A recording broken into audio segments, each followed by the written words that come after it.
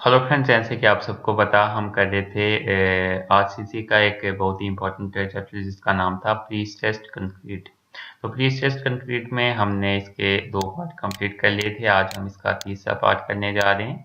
तो 2 पार्ट में हमने इसकी इंट्रोडक्शन देखी थी, इसकी हमने देखी थी प्री टेंशनिंग और पोस्ट टेंशनिंग के बारे में हमने देखा था।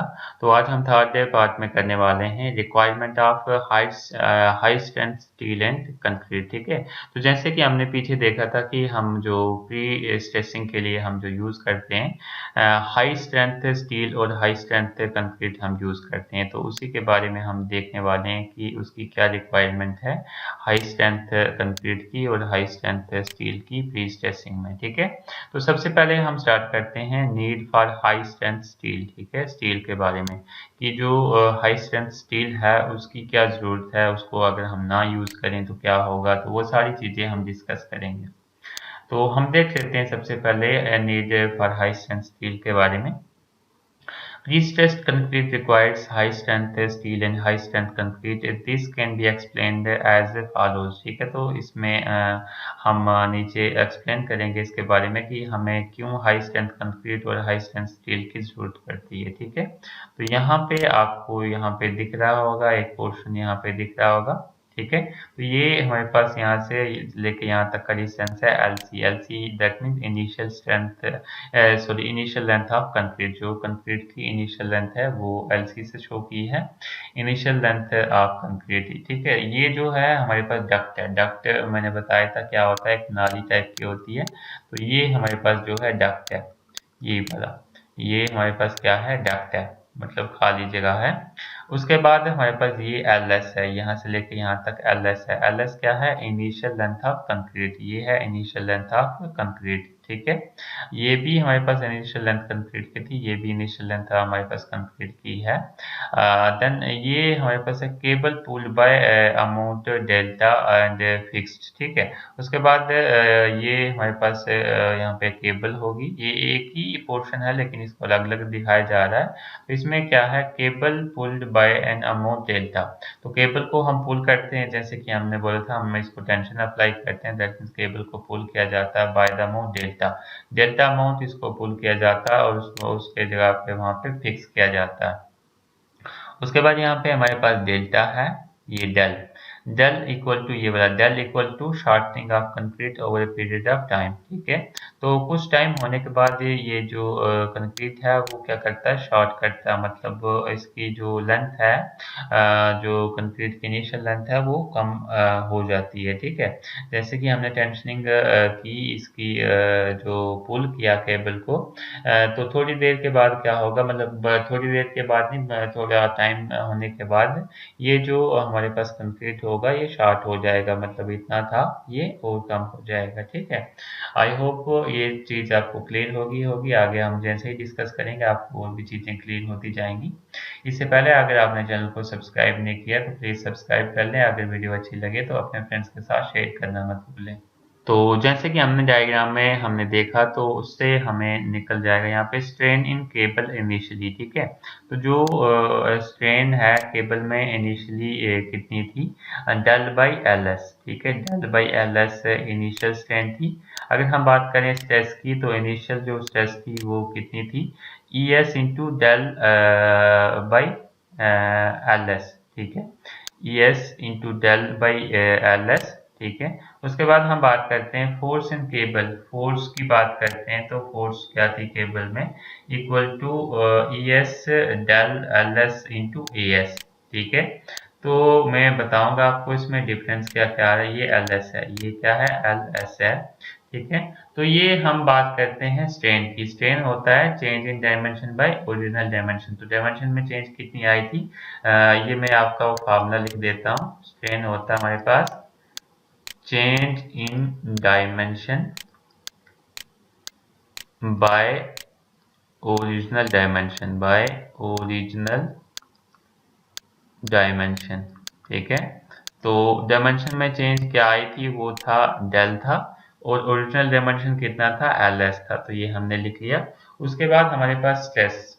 ठीक है, स्ट्रेस किसके बराबर होती है, स्ट्रेस होती है हमारे पास ई एस इंटू स्ट्रेन के बराबर। ES यहाँ पे आ गया, ES आ गया हमारे पास मॉडुलस ऑफ इलास्टिसिटी, और ये जो आ गया ये आ गई हमारे पास स्ट्रेन। ठीक है, ओके। देन उसके बाद हमने निकालनी है फोर्स। तो फोर्स हमारे पास क्या होती है, स्ट्रेस इनटू एरिया। तो ये हमारे पास यहाँ पे स्ट्रेस की वैल्यू है, ये हमने स्ट्रेस की वैल्यू लिखी, इनटू एस, एरिया से इसको मल्टीप्लाई कर दिया, ये हमारे पास बन गई फोर्स। ठीक है, उसके बाद हम बात करें loss in strain in cable due to shortening of concrete over a period of time. ठीक है, जैसे कि हमने पीछे देखा कि जो स्ट्रेन में लॉस हुई है, जो स्ट्रेन लॉस हुई है केबल की due to shortening of concrete, जो कंक्रीट शॉर्ट हुआ है उसकी वजह से जो इसमें स्ट्रेन आई है कुछ टाइम होने के बाद, तो वो कितनी है, del S by L S. Del S by L S means, del S मतलब ये भी स्ट्रेन ही है,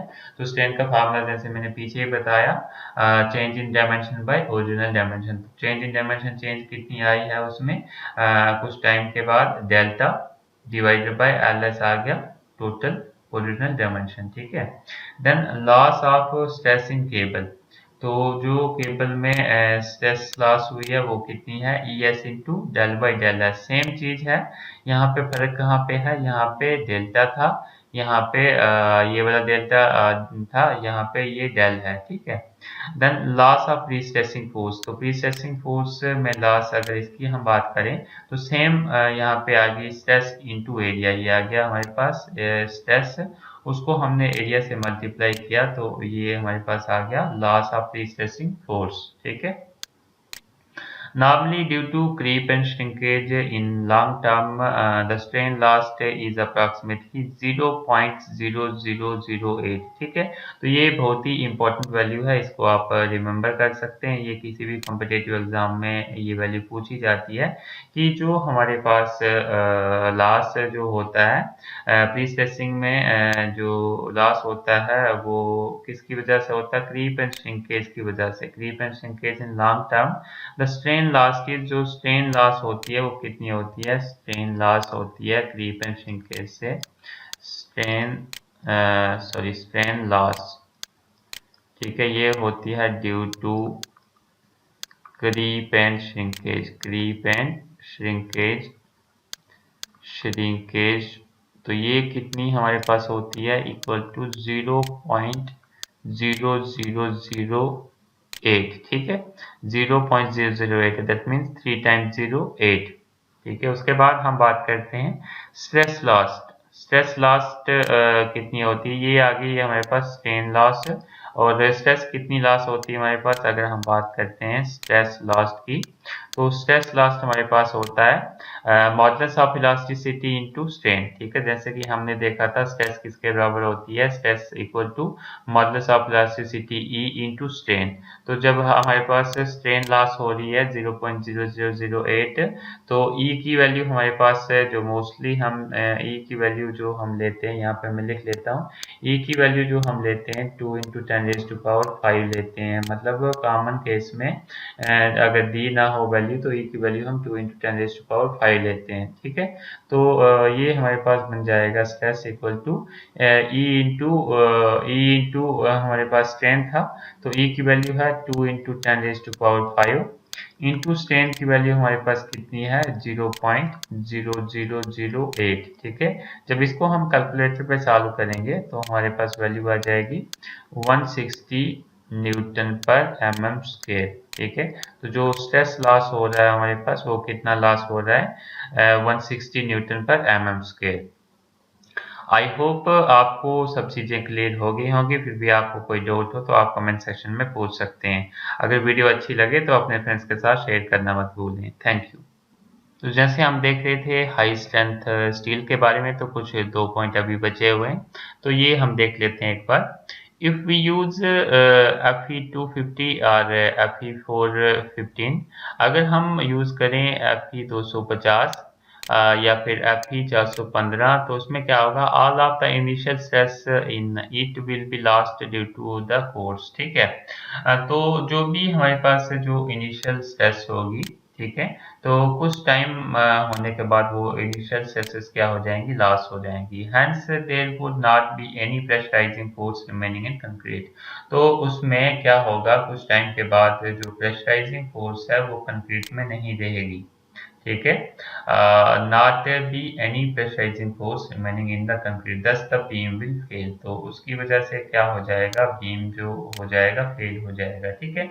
इसी रीजन की वजह से हम क्या करते हैं, we use the high strength steel, ठीक है। We use the high strength steel such that the initial prestress in it would be, जिससे क्या हो सके, इनिशियल जो प्री स्ट्रेस है वो हमारे पास 1200 टू 2000 न्यूटन पर एम स्क्वायर उसमें रह सके, ठीक है। उसमें प्री स्ट्रेस कंक्रीट में इतनी जो हमारे पास स्ट्रेस है वो रह सके, in which the loss would be around 200 newton पर एम स्क्वायर। तो इसमें भी जैसे मान लो 1200 से 2000 न्यूटन पर एम स्क्वायर प्री स्ट्रेस इसमें इनिशियल रहती है। उसमें से भी अगर मान लो 200 लॉस भी हो जाती तब भी हमारे पास जो इनिशियल प्री स्ट्रेस है वो बचेगी, जिसकी वजह से हमारे पास जो वो कंक्रीट होगा वो हाई स्ट्रेंथ, उसकी जो हाई स्ट्रेंथ होगी, ठीक है। जो स्टील है वो जो हम यूज करेंगे कंक्रीट में, उससे जो कंक्रीट हमारे पास तैयार होगा वो हाई स्ट्रेंथ कंक्रीट होगा, ठीक है। आई होप आपको सब चीजें क्लियर हो गई होंगी। फिर भी आपको कोई भी डाउट हो तो आप कमेंट सेक्शन में पूछ सकते हैं। Thank you. If you like the videos then like, comment, share and subscribe my YouTube channel.